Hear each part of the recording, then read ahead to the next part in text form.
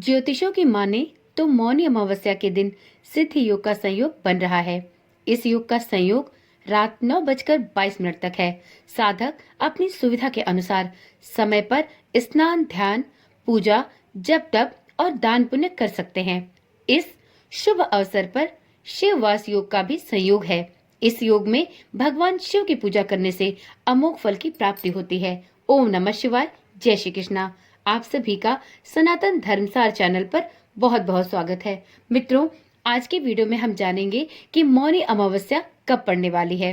इस दिन स्नान का शुभ समय क्या होगा और इस दिन कौन कौन से शुभ योग बन रहे हैं। वीडियो के अंत में हम ये भी जानेंगे कि मौनी अमावस्या के दिन ऐसा एक कौन सा कार्य है जिसे स्नान करते वक्त जरूर करना चाहिए। तो यदि आप भी मौनी अमावस्या का स्नान करने की सोच रहे हैं तो इस वीडियो को पूरा देखें। मित्रों, सनातन धर्म में माघ अमावस्या का विशेष महत्व है। माघ अमावस्या को मौनी अमावस्या के नाम से भी जाना जाता है। इसके अतिरिक्त सोमवार के दिन पड़ने वाली अमावस्या को भी मौनी अमावस्या कहा जाता है। इस शुभ अवसर पर बड़ी संख्या में श्रद्धालु गंगा समेत पवित्र नदियों में आस्था की डुबकी लगाते हैं। धार्मिक मत है कि मौनी अमावस्या तिथि पर गंगा स्नान करने से व्यक्ति द्वारा जन्म जन्मांतर में किए गए पाप कट जाते हैं। साथ ही जीवन में अमोघ फल की प्राप्ति होती है। मौनी अमावस्या के दिन पूजा पाठ करने के विशेष फल साधक को प्राप्त होते हैं। ज्योतिषी गणना के अनुसार माघ अमावस्या 28 जनवरी को रात 7:35 पर प्रारंभ होगी और अगले दिन यानी 29 जनवरी को शाम को यानी 6:05 पर समाप्त होगी। सनातन धर्म में उदया तिथि से गणना होती है। इस प्रकार से इस वर्ष मौनी अमावस्या का पावन पर्व 29 जनवरी को मनाया जाएगा। मित्रों, मौनी अमावस्या के दिन अर्थात 29 जनवरी को स्नान का सबसे शुभ मुहूर्त ब्रह्म मुहूर्त में है। इस दिन स्नान के लिए आपको ब्रह्म मुहूर्त में सुबह 5:25 से लेकर सुबह के 6:19 तक का समय मिल रहा है।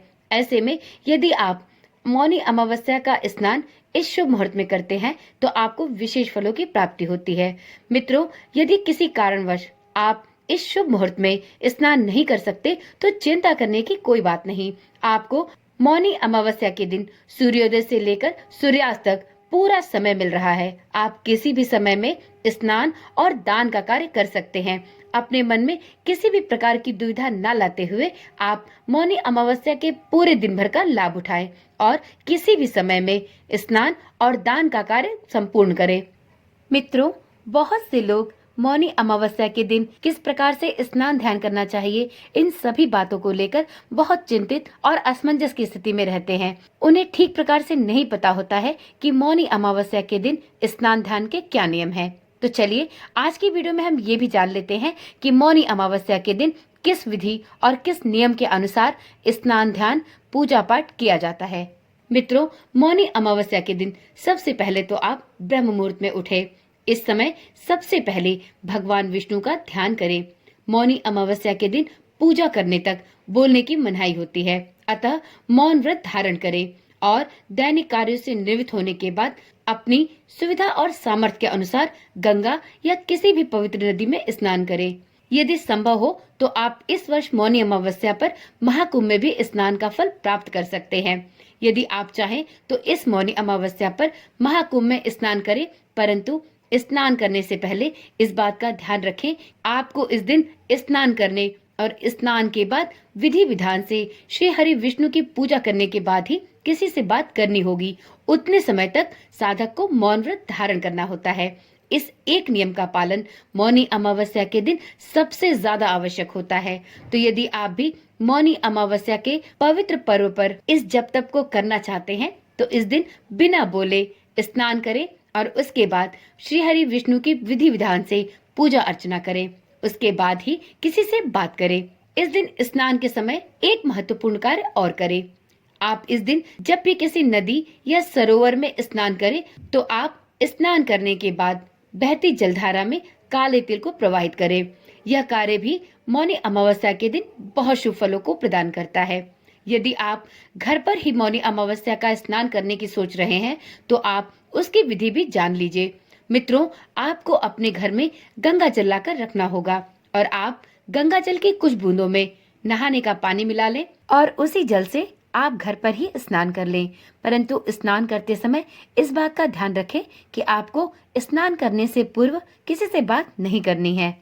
इस प्रकार से आप मौन होकर घर पर ही मौनी अमावस्या का मौन स्नान कर सकते हैं। यदि आप घर पर स्नान करें तो आप नहाने के बाद घर में स्थित किसी भी वृक्ष में काले तिल का जल प्रवाहित कर सकते हैं।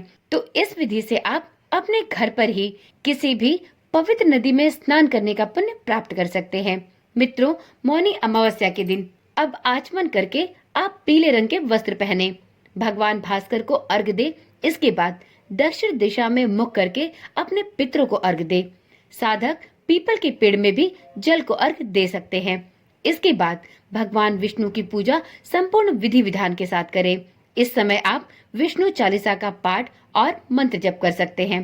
पूजा के अंत में भगवान श्री हरि विष्णु की कथा और आरती करके सुख और आय में वृद्धि की कामना करें। तो इस प्रकार से मौनी अमावस्या के दिन स्नान ध्यान के बाद आप अपनी आर्थिक स्थिति के अनुसार दान का कार्य भी अवश्य करें।